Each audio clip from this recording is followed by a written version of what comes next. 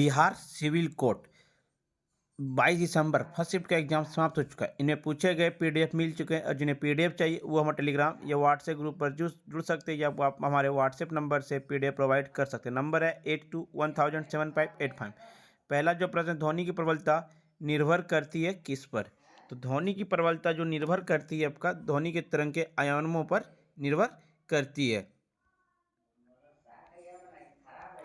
परम शून्य ताप 0 केल्विन है। डिग्री सेल्सियस मात्रक में परम शून्य तापमान निम्नलिखित में से कौन सा है? तो -273.15 केल्विन इसका राइट आंसर है। एक था लवण जल, ब्राइन किसका जलीय विलयन है? तो NaCl का ये जलीय विलयन है। रक्त एक प्रकार का क्या है? तो रक्त एक प्रकार का संयोजी ऊतक है। रक्त का खोज लेडेस्टेनर ने किया था। रक्त का पीएच मान कितना? 7.4 होता है।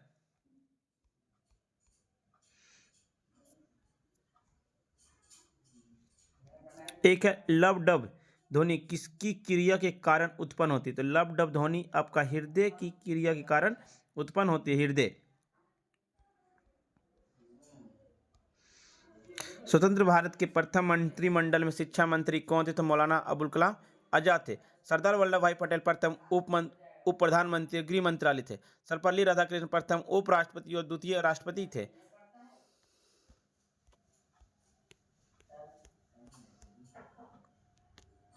वर्ष 1866 में दादा भाई नौरोजी द्वारा लंदन में निम्नलिखित में से कौन से संघ की स्थापना किए थे?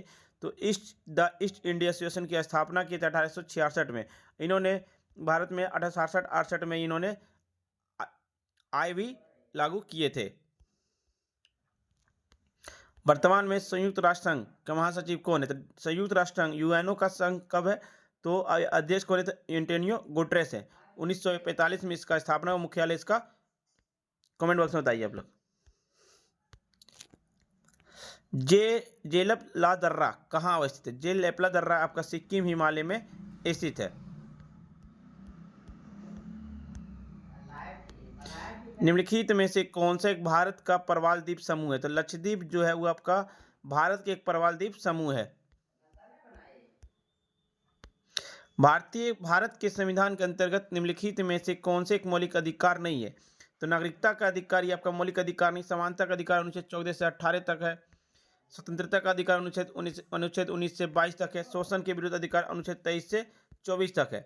और आपका 25 से 28 सांस्कृतिक धार्मिक से अधिकार है। अनुच्छेद 29 सांस्कृतिक उपचार अधिकार है। अनुच्छेद 32 संवैधानिक उपचार है। मौलिक अधिकार वर्तमान में 6 हैं। यूएसए देश से लिया गया मौलिक अधिकार को अनुच्छेद आपका 12 से 35 तक है। इसे मैग्ना कार्टा भी कहते हैं। एक था आधारभूत संरचना सिद्धांत उच्चतम न्यायालय द्वारा किसे मामले के द्वारा निरूपित किया गया था? तो केशवानंद भारती के मामले के द्वारा किया गया था। केशवानंद भारती कब हुआ था? 1973 ईस्वी में हुआ था।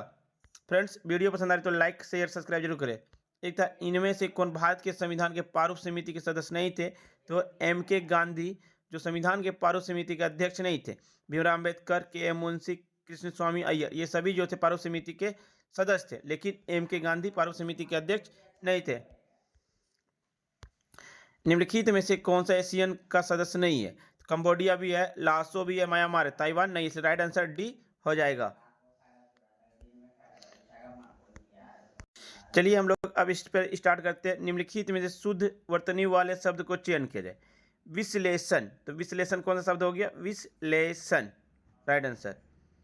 संश्लेषण, संश्लेषण भी आपका ए नंबर सही है। साहित्यिक, साहित्यिक, साहित्यिक आपका ये सही है। बहिष्कार, तो बहिष्कार आपका बी सही हो जाएगा। बहिष्कार।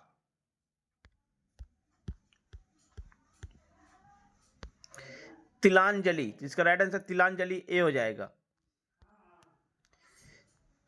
निम्नलिखित शब्दों समूह में एक शब्द को उनके दिए गए विकल्पों में चुने जिसके समान दूसरा ना हो। अप्रमित। वह सायंकाली बेला जब पशु वन से चरकर लौटते तो उसे क्या कहते? अपहरण, सूर्यास्त, श्याम बेला, गोधूली, अपहरण, शाम बेला। शाम को गाय क्या होते? पशु चरकर जंगल से लौटते हैं।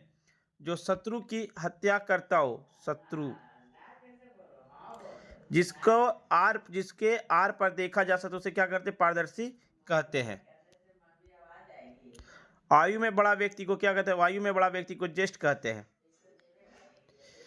एक था निम्नलिखित मुहावरे लोकोक्त का अर्थ उनके लिए दिए गए विकल्पों में से तलवार की धार पर चलना का अर्थ क्या होता है? नुकीला होना, पराजित कर देना, इससे या कठिन कर करना, नुकीला होना।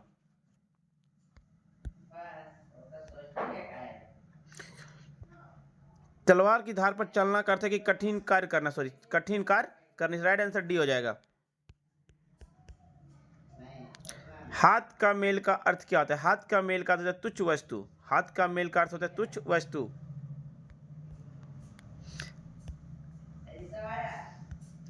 एक था निम्नलिखित अवतरणों को ध्यानपूर्वक पढ़िए और उससे संबंधित प्रश्नों को उत्तर जो लेख के विचारानुसार हो दिए गए विकल्पों से चुनिए। लोभ चाहे जिस वस्तु का हो, जब वह बहुत बढ़ जाता है तब उस वस्तु की प्राप्ति संध्या या उपभोग जैसी ही नहीं भरता। मनुष्य चाहता है कि वह बार बार मिले या बराबर मिलता रहे। धन का लोभ जो रोग होकर चिंतित में घर कर लेता है, तब प्राप्ति होने पर भी उसे और प्राप्ति की इच्छा बराबर होनी रहती है। चलिए इसका आंसर हम लोग देखते हैं। गद्यांश का शीर्षक क्या? गद्यांश का शीर्षक है असंतोष। सॉरी फ्रेंड्स, इसका राइट आंसर जो है लोभ और असंतोष हो जाएगा। गद्यांश का शीर्षक सही शीर्षक क्या? लोभ और असंतोष।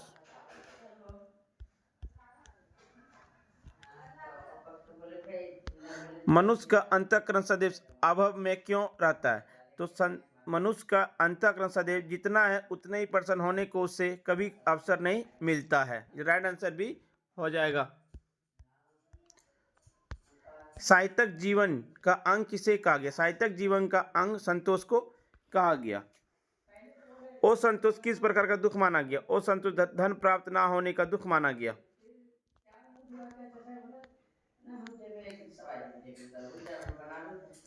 इसका राइट आंसर अभाव कल्पना से उत्पन्न दुख माना गया। इसका राइट आंसर डी हो जाएगा। ठीक है, असंतोष किस प्रकार का दुख माना गया? तो राइट आंसर डी हो जाएगा।